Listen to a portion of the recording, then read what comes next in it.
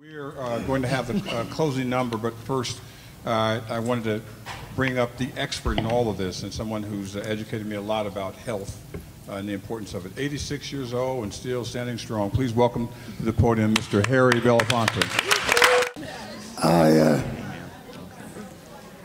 I cannot tell you how delighted and privileged I am to have been able to share these last few days with Charles Ogletree and all of the remarkable people whom he has gathered here to discuss health and the issues of health around our rights as citizens and where we are in all of the equations we are studying about the plight of the poor and the plight of black people in particular, with the social crises that are bombarding us all day long.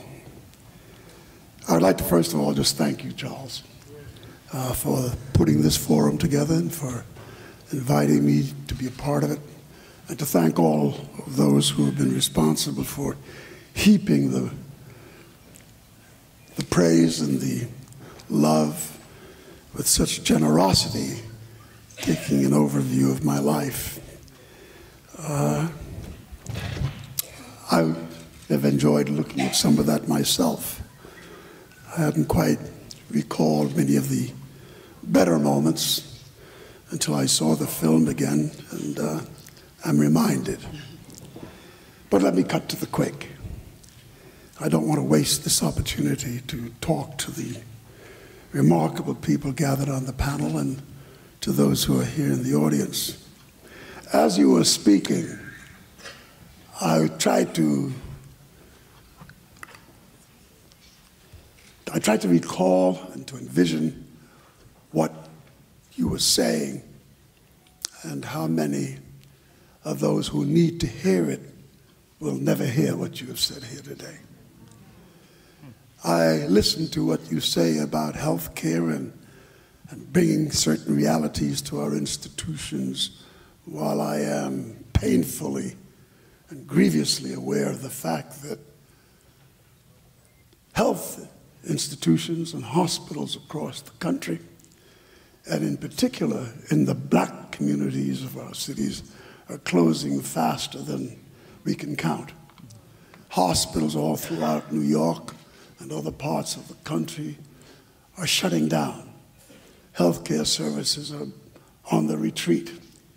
I work with the union 1199 and SEIU, which work with healthcare workers and promote the interests of healthcare workers.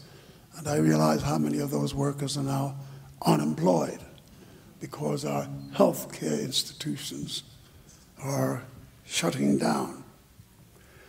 I'm also reminded of things that Dr. King would speak of and speak to. He always said that those who are comfortable with our oppression must be made to be uncomfortable with our oppression. And all of the statistics and all of the issues that have been raised here today and observed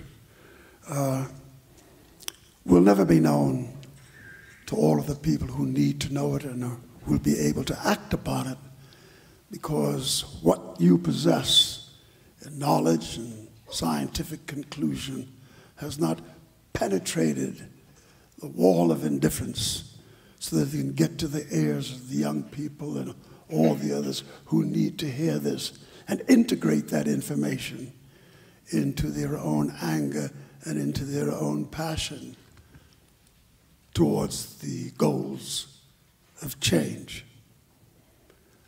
I am currently working with a young group of people in Florida. I have gone to Tallahassee and sat in the chambers of the governor of the state, and I'm looking at young black men and women, not all black, Many are of Latino persuasion, many are white, but a goodly number of them are black. And I'm reminded how much, I'm aware of how much they reminded me of John Lewis and Julian Bond and Andy Young and even Dr. King. Because when I met Dr. King, he was 24. I was 26. When I met Julian Bond, he was 19. And Diane Nash was 17 and a half years old with child. And these young people took to the fore and began to shape the course of American thinking, American political and social policy in a way that was glorious and befitting the successes that we achieved with our campaign. For a long time, that voice has been mute. We became distracted with our successes. We set out to reap the harvests a bit too early because in reaping the harvest, we abandoned the field. We did not plant the seeds we should have planted.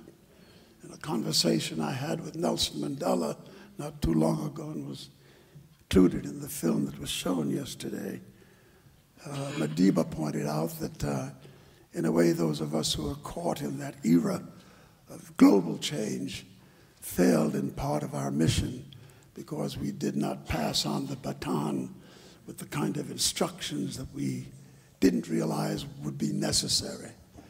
It is important.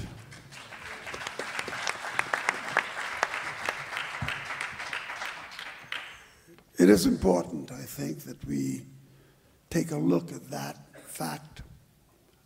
Why did we blink and why have we lost so much? And I'm touched by the separation between the inordinate successes that have been achieved by so many black Americans who have gone off to study medicine, to study in the sciences and go other places and have become so knowledgeable and so articulate. And yet somewhere what they represent and the gift and that power has not found its way into the deeper resonances of our struggle and into the utterances, into the repetitions of the voices of what our young people are saying and hearing. We are given another opportunity now in this new cycle because down in Florida, a young man, which is very representative of the group by the name of Philip Agnew, has abandoned going to finish his scholastic terms to become part of a voice of young people in Florida who say, we are the new awakening, we are the new dawning. The Zimmerman trial, the murder of Trayvon Martin, all the discontent that exists in our midst, we will no longer tolerate without responding to it in a way that makes the world understand that we are raising our voices. And I said to myself, as I was listening to the panel, what a remarkable thing it would have been for this panel to have been held in Florida in front of these young black people.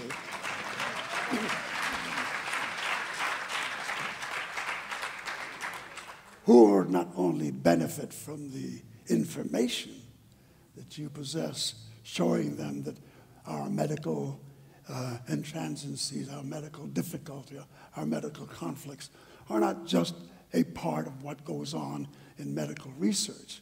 It's a part of our civil and our human rights that have been so violently contained and oppressed.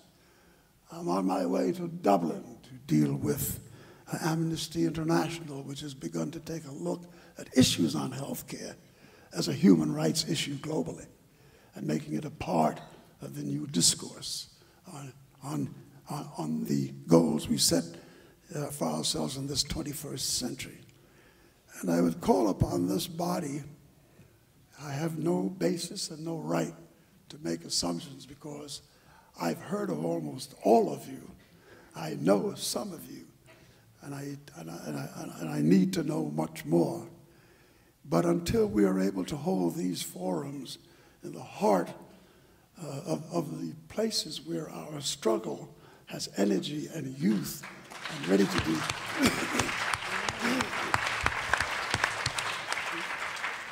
We're talking only to ourselves. I wonder.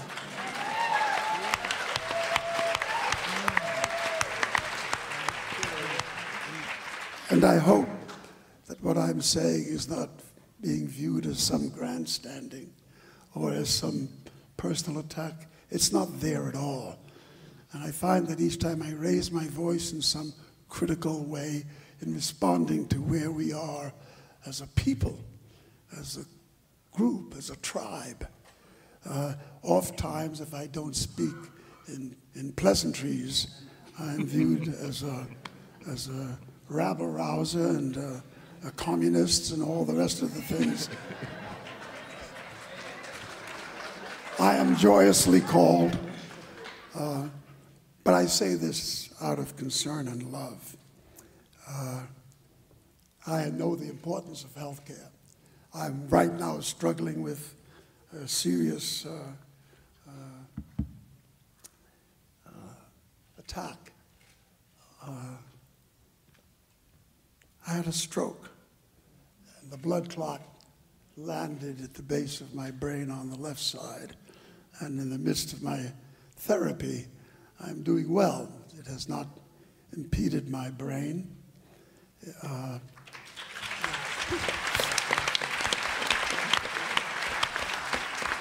Don't be too hasty. My wife might give you another point of view. But the truth of the matter is that when I look at strokes and I look at heart failure, I wear a pacemaker. When I look at cancer, I look at what happened to people like Michael Manley, the great Prime Minister from Jamaica, and I look at what happens to Sidney Poitier and my friend Brock Peters, and all the issues of cancer, and the many women whom I have embraced and worked with on issues of ill health among black women. And I talk to so many forums dealing with healthcare issues. There's something wrong here, not with your scientific research and your conclusions, but as long as a potato chip is much cheaper than a Brussels sprout. I don't happen to like Brussels sprouts myself, but I think all of the teaching and all of the suggestions that we change diet is not just a question of diet. It's not just a question of medicine. Those are the consequences that you bring, but the process. And the process is that without employment, without access, without honorable opportunities set to us to do what we must do, we will forever be spinning our wheels.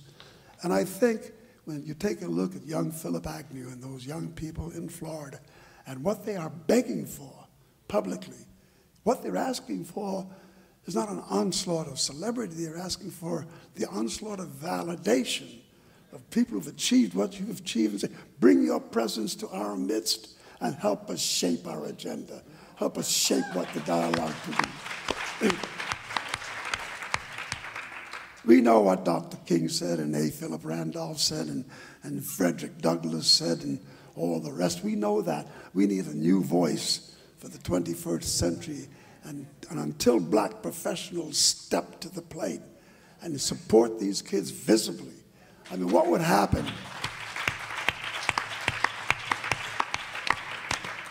What would happen if the most anointed of you were to collectively, not for a day, not for a lifetime, you don't have to get arrested, just show up. They'll give you the platform. But let this body stand there and say what you said today to the press of the world, which is looking for new points of view each day. MSNBC can't give us more than they're giving us. They give us at least a half hour a night on the issue of Trayvon and Martin and what's going on in Florida. But we're not bringing enough information The kids are speaking in repetitious ways because the other voices, the other validations, the other elite has not been heard of, not only from the medical profession, but they haven't been heard of from the church. They've not been heard from by the celebrities that make up our core. And when I dare challenge the celebrities, I am told by Jay-Z that I'm a boy and that I should get off my old-fashioned tale. It's his day now, and his style is the style. And I listened to him, and I said, okay, Jay-Z, I don't want to have a public debate with you. I'm not going to argue this issue for the benefit of the press, but let's get to some place and let's talk about what your absence from our struggle means to us, not from the point of view of the super wealthy. And I'll just close by saying, any day y'all want to talk about coming down with a very special preparation for what the medical profession has to say about civil rights and justice and how we are impaired and what goes on with all of these issues, I think we'll still be that diminished in getting ourselves energized and up there. They're waiting for your validation. They're waiting for you to step to the table and say, it's okay to talk about health care as a civil rights and a human rights issue. And it's okay to make those who have been comfortable with our pain and our anguish and our decline as a people, it's okay to make them uncomfortable. It's okay to stop the machine.